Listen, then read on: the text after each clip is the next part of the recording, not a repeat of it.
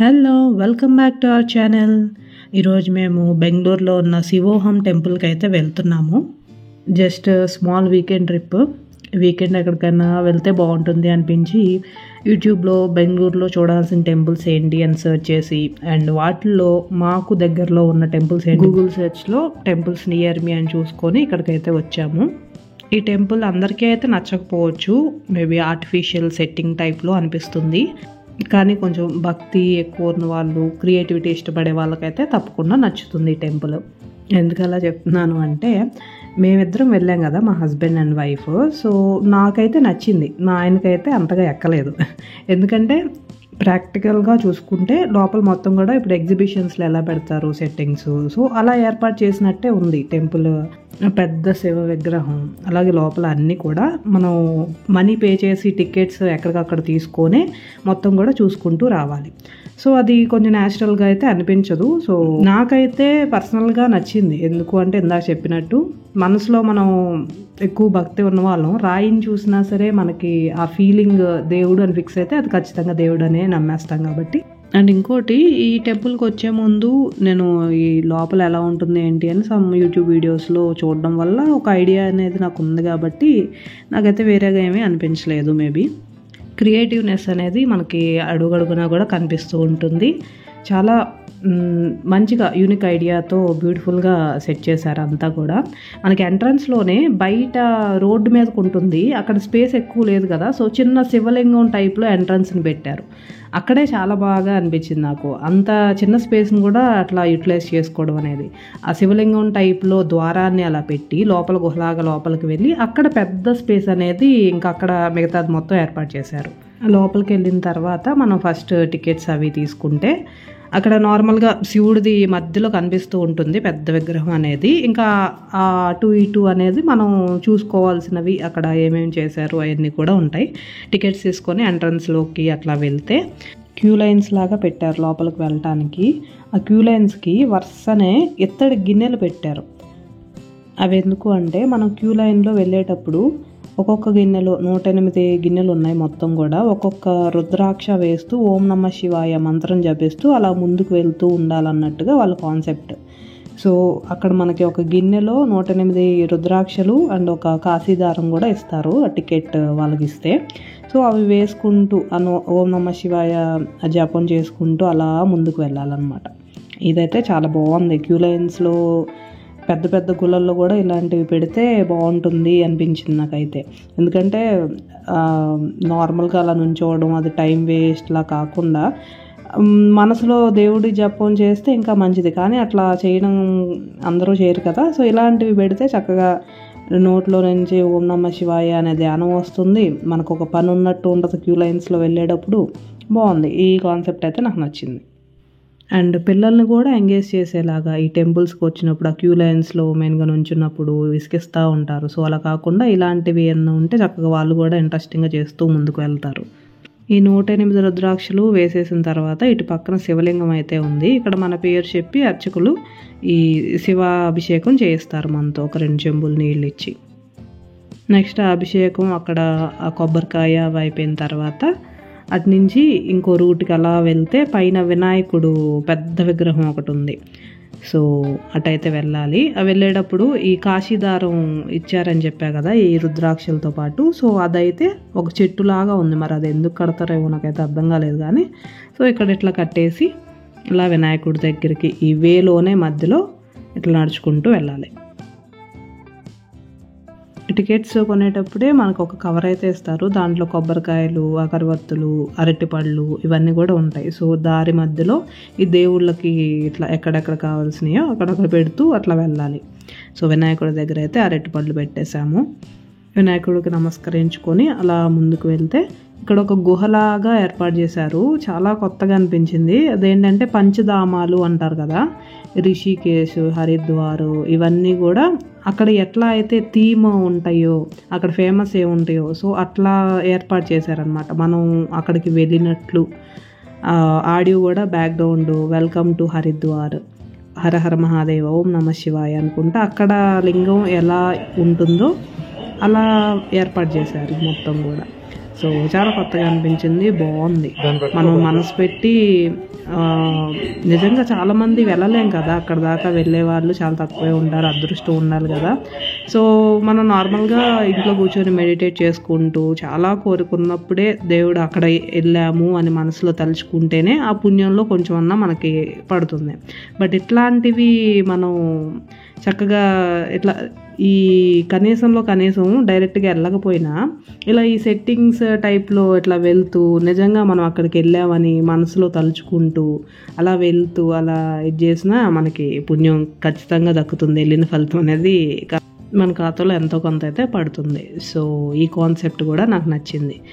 ఎందుకంటే మన మనసే ప్రధానం కదా, మనం అక్కడికి డైరెక్ట్గా వెళ్ళామా లేదా అది సెకండరీ. అక్కడికి వెళ్ళినా సరే మనం మనసు పెట్టకపోతే అది వేస్ట్ కదా. సో ఎక్కడున్నా సరే మన మనసు అక్కడికి వెళ్ళింది అంటే ఫలితం దక్కినట్టే. సో ఇట్లా ఈ సెట్టింగ్ అనుకునే వాళ్ళు ఓకే, బట్ మనకి సెట్టింగ్ అయినా సరే అక్కడ ఉన్న రూపం అక్కడ ఉన్న ఆ పరిసరాలు అవి మొత్తం అట్లా కనపడేసరికి ఆటోమేటిక్గా ఫీల్ అనేది వచ్చేస్తుంది, అక్కడికే వెళ్ళామా అన్నట్టుగా మనసులో భావన చేస్తే చక్కగా వెళ్ళిన ఫలితం అనేది వచ్చేస్తుంది. సో పంచధామాలు అలా వరుసగా పెట్టారు, నెక్స్ట్ జ్యోతిర్లింగాలు పెట్టారు, చాలా బాగుంది కాన్సెప్ట్. నేను ఇక్కడ చూడలేదు ఇట్లా. సో ఇక్కడైతే నాకు బాగా అనిపించింది. మెయిన్ శివుడి గుడి కదా, సో శివుడి గుడిలో ఎక్కువగా అభిషేకం జరుగుతూ ఉంటుంది. సో ఈ దారి మధ్యలో అభిషేకాలు పెట్టారు. అలాగే శివుడి గుడిలో ఏమేమి ఉంటాయో అవన్నీ కూడా చూసుకుంటూ చక్కగా అన్నీ పెట్టారు. ఇంకా ఎక్స్ట్రాగా జ్యోతిర్లింగ యాత్ర, పంచధామ యాత్ర, నవగ్రహాలు, ఇవన్నీ కూడా అభిషేకం, ఇంకా దీపాలు వెలిగించడం అన్నీ కూడా కొత్తగా బాగున్నాయి. సో పంచధామ యాత్ర అయిపోయింది కదా, ఇప్పుడు ఇక్కడైతే జ్యోతిర్లింగాల యాత్ర ఇట్లా ఇంకో గుహలో పెట్టారు.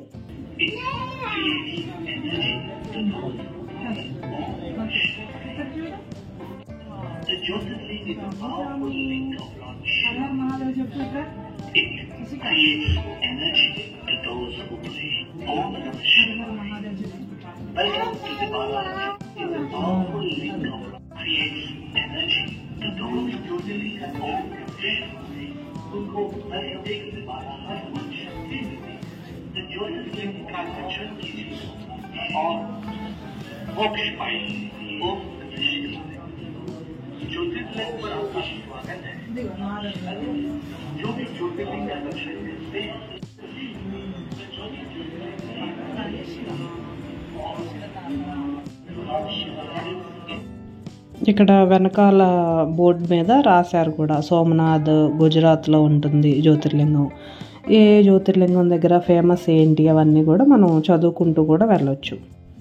అండ్ ఇక్కడ ఒక చోట బలి పెట్టారు సెట్టింగ్, శివలింగాలు అన్ని జ్యోతిర్లింగాలు లైన్గా పైనుంచి కింద దాకా పెట్టారు. ఈ పైన శివలింగానికి మనం అభిషేకం ఇట్లా నీళ్లు పోస్తే అవి కింద వాటన్నిటికి పడేటట్లు కొండ నుంచి కింద పడుతున్నట్టు అన్ని లైటింగ్ ఆ నీళ్లను బట్టి వెలుగుతున్నట్టు భలే ఏర్పాటు చేశారు, బాగుంది. ఇది కూడా ఇక్కడ ఒక బ్రాహ్మడు కూడా ఈ మంత్రాలు అవి చదువుతూ ఉంటారు.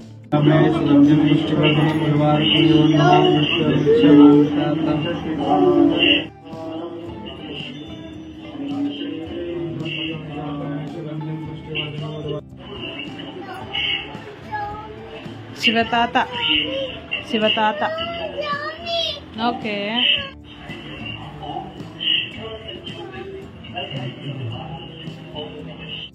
ఈ వెనకాల స్టోరీ కూడా రాశారు కదా, భీమశంకర జ్యోతిర్లింగం మహారాష్ట్రలో ఉందంట. ఇది ఎలా ఏర్పడింది ఏంటి అవన్నీ కూడా చదువుకుంటూ వెళ్ళొచ్చు.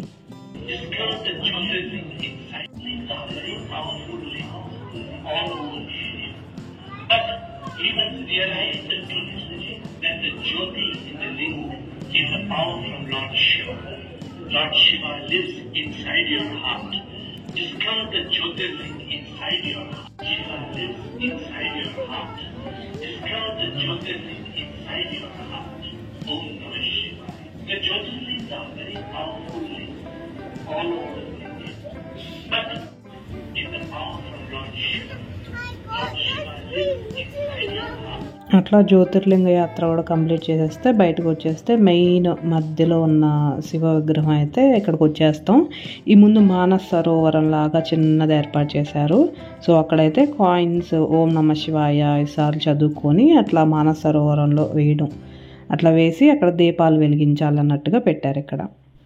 ఇవన్నీ నిజంగా వెళ్తామో లేదో చెప్పలేము, అంత అదృష్టం ఉంటుందో లేదో చెప్పలేము, కానీ కనీసం ఎగ్జాంపుల్ కింద ఇలా ఉంటుందా అక్కడికి వెళ్తే అనే ఆ మనసుకి ఆ స్పర్శ అనేది తగులుతుంది కదా, ఆ ఫీలింగ్, వెళ్ళిన ఫీలింగ్. సో అదైతే చాలా హ్యాపీగా అనిపిస్తుంది.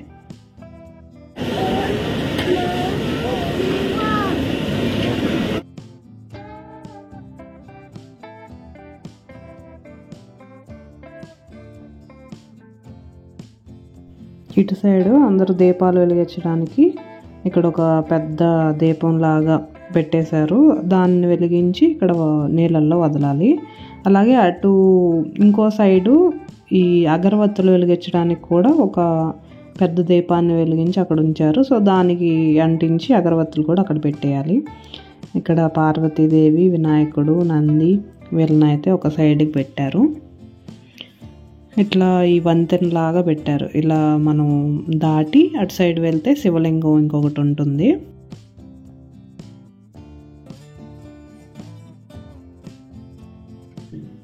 అక్కడ దర్శనం చేసుకొని ఈ పెద్ద శివుడు విగ్రహం దగ్గర మనం ఫోటోలు కావాలంటే ఫోటోలు తీసేసుకోవచ్చు. అంత దగ్గరగా అంత పెద్ద శివుడిని అలా చూస్తుంటే భలే ఉంది అసలు. పైన అలా ఆ గంగమ్మ ఆ తల జటాజూటం నుంచి కింద పడుతుంటాం, అది మొత్తం చాలా బాగుంది దగ్గర నుంచి చూస్తుంటే.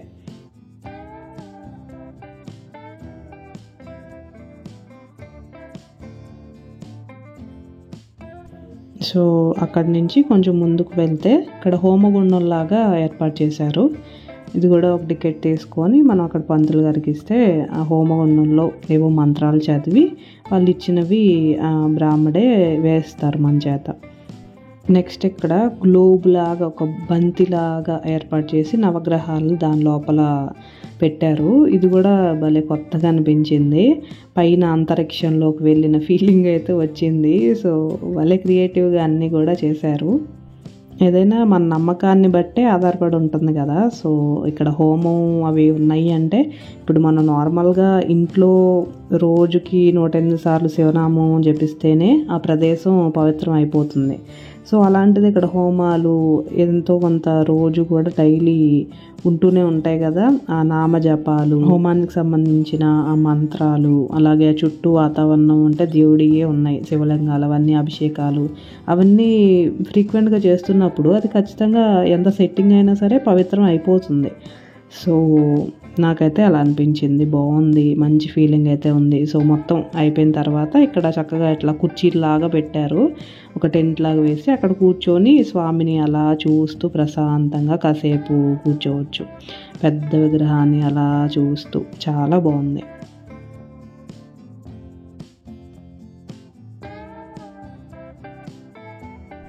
సో ఇదన్నమాట మొత్తం కూడా ఇక్కడ ఉన్నది. ఇక్కడ దర్శనం అయిపోయిన తర్వాత బయటికి వెళ్ళే వేలో ఈ షాపింగ్ ఐటమ్స్ అవి కూడా లైన్గా ఉన్నాయి. సో పిల్లలకి, లేడీస్కి ఇది కూడా కొంచెం మనసుకి హ్యాపీగా అనిపించాయి. ఇదనమాట ప్రతి గుళ్ళల్లో ఉండేదే కదా, గుడి దర్శనం తర్వాత చిన్న షాపింగ్ అయినా చేస్తే అదో తృప్తి.